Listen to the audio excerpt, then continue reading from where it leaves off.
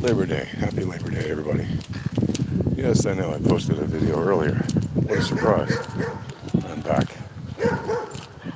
Mostly because there's dogs barking and I figured it'd be fun to have some B-roll of dog barking footage in the background. Hey, dogs.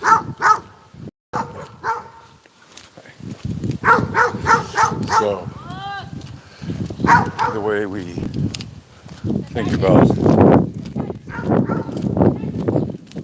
ways to unroutine your marketing. What does that mean? Well, to unroutine your marketing is quite simply to do things in marketing that are not routine. To break from the routine and to establish non-conventional ways of making your marketing more effective. Now again, you don't want to make everything about your marketing unroutine. For example, you want to routinely track your KPIs, your business drivers, all kinds of metrics that you need to know. How are your ads performing? How's your organic performing? How's your email and referral and affiliate marketing and all media deals? How's all that stuff performing? So you need to be aware of your data. And it is frankly quite routine work. And you can make it efficient using a bunch of different tools to save you time. But generally speaking, you want to have a routine where when you start your day, your week, your month, your quarter, your year, you look back and you look at the present and you look forward to know what your numbers are, where you stand, what you've accomplished, what you're actively doing, and what you're expecting to do and to see in the future, be it short-term, mid-term, or long-term. So that's all good and well. And of course, there are going to be some things in marketing that are going to be routine tasks, apart from reading your metrics. It can be everything from, the way you place your orders for things from different vendors, the way you create content, the way you run through different platforms to post content, the meetings you have with people on your team can be in a certain format, even though you go over different content every time you meet.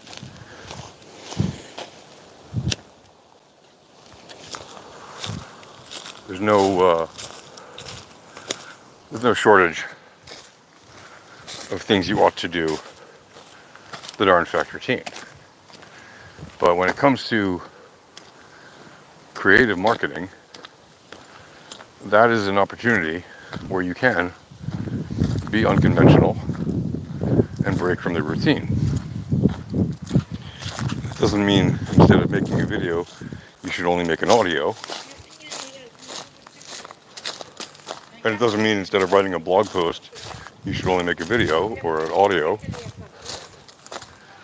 But it means that the type of content you create can be unconventional.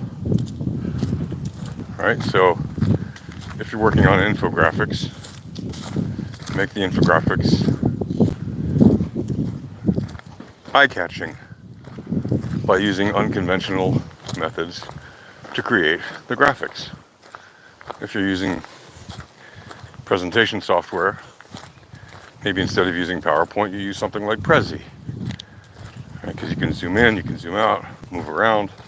It's very dynamic and active, much more engaging, and it will grab users' attentions with a higher probability of engagement than if you just use a standard old PowerPoint.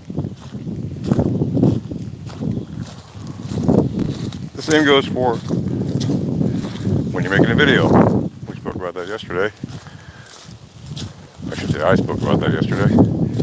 About how you want to focus on making your thumbnails and titles very catchy, by putting a lot of effort into those elements, because those particular assets are by far the most important assets in creating a video.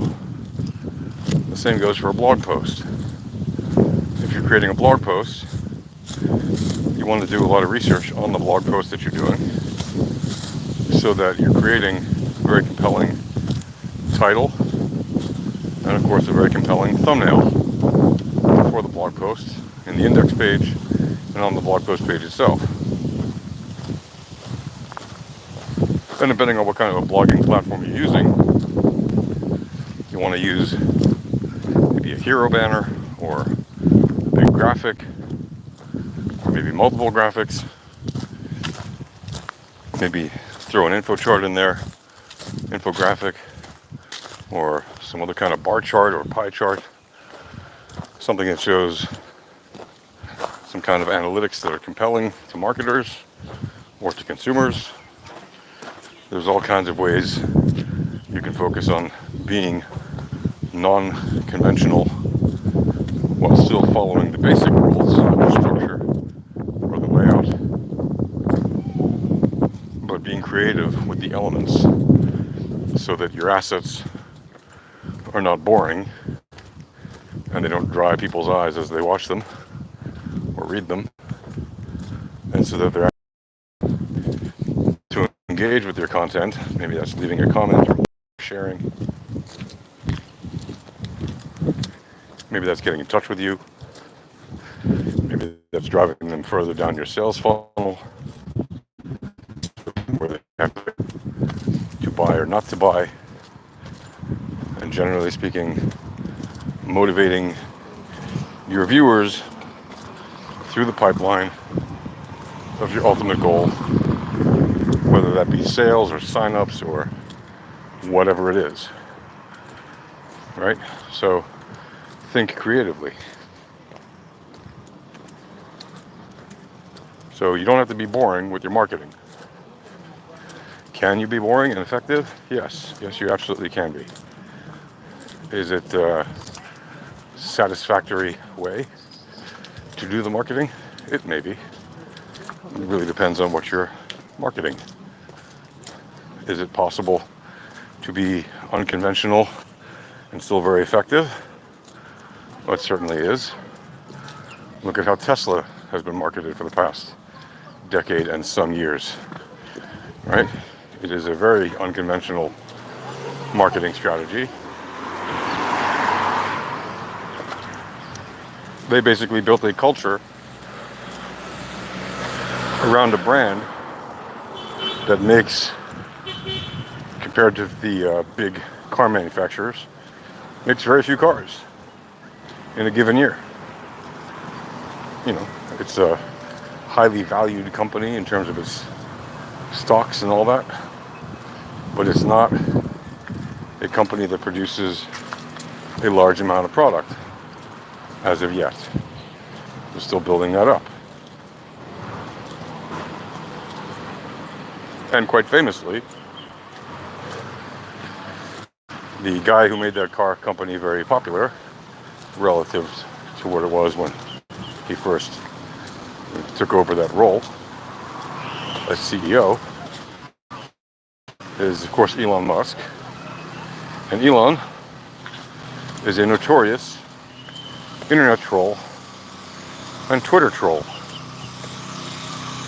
And he's been successfully using Twitter since the beginning of his time as CEO, basically, of Tesla, promoting Tesla through tweets, as well as other companies, SpaceX, and whatever else he's doing, like the Boring Company. And why did he do that? Because when he started doing that, it was considered a very unconventional way, if you will, an unroutine way of promoting a new company and a new brand. Since then, it has become quite conventional, and he has since bought Twitter, infamously, and rebranded it as X in the last month or two. So the point is, you can definitely be unconventional with your branding and marketing.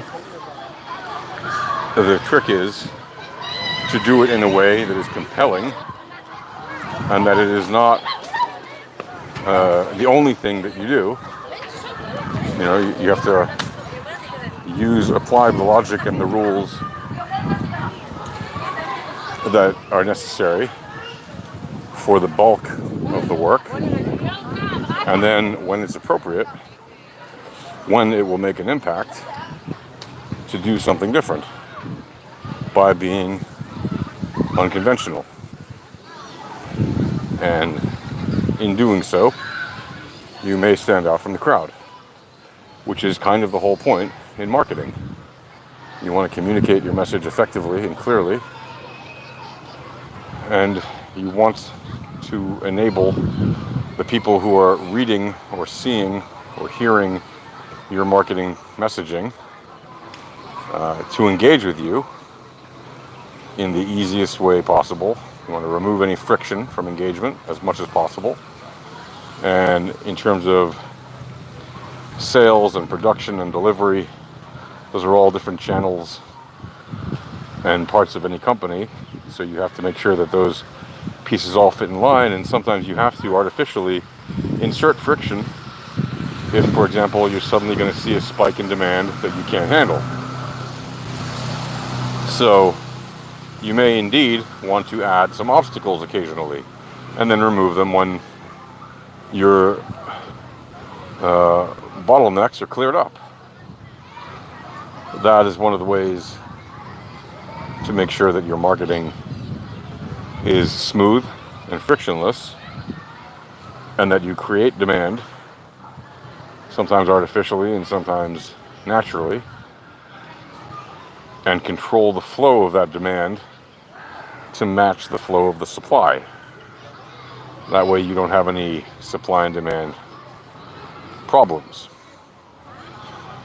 Anyway, those are some things to think about as you go about your day, your week, your month, your quarter, your year. When it comes to marketing, ways to market unroutinely. All right, that's it for now. Take care.